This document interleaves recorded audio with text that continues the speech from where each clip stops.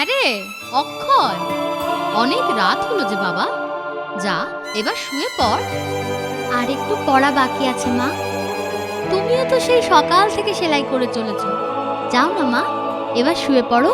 না রে বাবা, কাল সকালেই আবার দর্জি কাকু এসে হাজির হবে।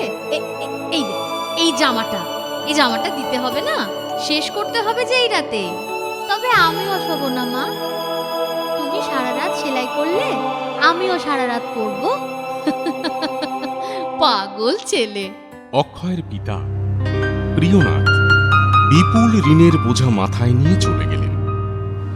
ছোট্ট অক্ষয়কে কোলে নিয়ে যা কিছু অলংকার, বাড়ি গাড়ি সম্পত্তি সর্বস্ব বিক্রয় করে এই জরাজীর্ণ কুঁড়েতে এসে উঠলেন সাবিত্রী। তারপর রেশম জরির কারুকার্য, কাপড়ের পাড় বসানো, জামা সেলাই করে কোনো মতে সংসার চলছে মা ছেলের। দেখো মা, বড় হয়ে আমি তোমার সব দুঃখ দূর করব। অক্ষয়ের ঘনিষ্ঠ বন্ধু মনীন্দ্রের পিতা দিব্যেন্দু অক্ষয়দের স্কুলেরই অধ্যক্ষ। অথচ দেখো কেমন বছর বছর প্রথম হচ্ছে, একেবারে একেবারে যাকে বলে হীরের টুকরো ছেলে গো, হীরের টুকরো ছেলে। দুঃখ করে আর কি করবে বলো? দুঃখ নয় গিন্নি, দুঃখ নয়, চিন্তা হয় ছেলেটার জন্য। আসি গো, স্কুলের আবার দেরি হয়ে গেল আজ। আগামীকাল থেকে আবার স্কুলের বার্ষিক পরীক্ষা শুরু হবে। কিরে অক্ষয়, পরীক্ষার পড়া সব তৈরি তো? ওই আর কি। তোমার কেমন? ভালোই, তবে অঙ্কটা নিয়ে বড় চিন্তায় আছি, ভালো করে তৈরি হতে পারিনি ভাই। ও, তবে তুই তো এবারেও বৃত্তি পাবি নিশ্চিত, কি বলিস? হ্যাঁ ভাই, ওই ছাত্রবৃত্তি যে আমার ভরসা, নইলে মায়েরা সামর্থ্য কি বলো আমায় পড়ায়? স্কুলের মাইনে, বইয়ের খরচ, তা অবশ্যই ঠিক, বৃত্তি যে তোকে পেতেই হবে।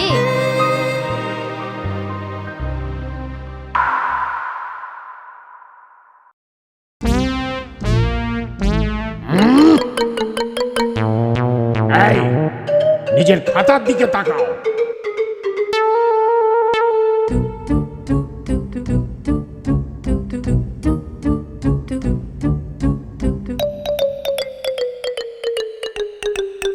সর্বনাশ, আর মাত্র 30 মিনিট বাকি, কি হবে? আমি এবার ফেল করে যাব। মাস্টার মশাই। বলো অক্ষয়, কিছু বলবে? আমার হয়ে গেছে মাস্টার মশাই। বাবা, এখনো যে 30 মিনিট বাকি, একটু দেখে নাও ভালো করে, এখনো অনেক সময় আছে।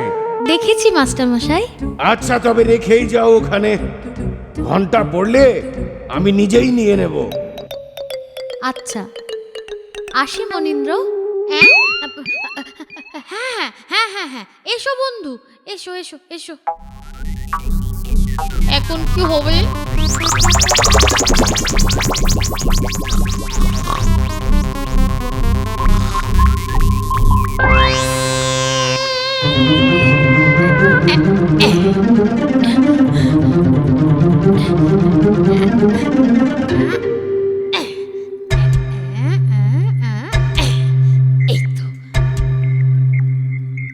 সময় শেষ। এই সবাইকে বলছি, খাতা জমা দিয়ে দাও। এই যে মাস্টার মশাই, আমার খাতা দাও। আসি মা, আজ যে পরীক্ষার ফল বেরোবে, এবারে বৃত্তি পাবো তো মা? নিশ্চয়ই পাবি তুই, এছাড়া যে আর কোনো পথ নেই। আয় বাবা আয়। এমনটা হলো কি করে অক্ষয়? তুমি বৃত্তি পেলে না এবছর? আমি তো খুব পড়েছিলাম মাস্টার মশাই। ওই বৃত্তিটা না হলে যে আমার পড়াশোনাই বন্ধ হয়ে যাবে মাস্টার মশাই। মা খুব কষ্ট পাবে। তা কি আর করবে বলো? পরীক্ষার খাতায় যে সেরা নম্বরটি পাওনি তুমি, শুধু শুধু অঙ্কটা যদি একটু ভালো করতে। আচ্ছা, আসি মাস্টার মশাই। ওগো ওগো দেখলে দেখলে মনি আমাদের ভালোভাবে পাশ করেছে গো। আমার তো বিশ্বাসই হচ্ছে না। তা সে কোথায়? দেখো পড়ার ঘরে আছে হয়তো। মনি, মনি, মনি গেল কোথায়? হ্যাঁ, এটা কি?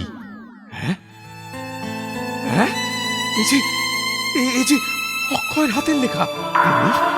মনি, মনি, মনি, সত্যি করে বলো, অক্ষয়ের অঙ্কের খাতা তুমি কোথায় পেয়েছো? বলো বলো মনি। আমি চুরি করেছি বাবা। আহ, তুমি তুমি চুরি করেছো? আমায় ক্ষমা করো বাবা, আমার অন্যায় হয়েছে। প্রায়শ্চিত্ত, প্রায়শ্চিত্ত তোমায় করতেই হবে মনি, এর কোনো ক্ষমা নেই। আমি শুনবো, তুমি তুমি যা বলবে আমি তাই শুনবো বাবা। তবে শোনো, আগামীকাল স্কুলের বাৎসরিক পুরস্কার বিতরণী অনুষ্ঠান। এবছর স্কুলে অঙ্কে প্রথম হয়েছে মনীন্দ্র। এ আমার প্রাপ্য নয়, এ প্রাইজের অধিকার অক্ষয়ের। আমি অপরাধ করেছি। যে অপরাধ তুমি করেছো তার দণ্ড তোমার শেষ হয়নি। অক্ষয়ের বৃত্তি মাসিক 15 টাকা তোমায় দিতে হবে। কিন্তু কি করে বাবা, আমি অতগুলো টাকা দেব কি করে? 1 বছর তোমাকে পায়ে হেঁটে স্কুলে যেতে হবে। গাড়ি ভাড়ার যে টাকা প্রতি মাসে বাঁচবে তার থেকেই তুমি অক্ষয়ের বৃত্তির টাকা শোধ করবে। তাই হবে বাবা, তাই হবে। এটাই তোমার প্রায়শ্চিত্ত।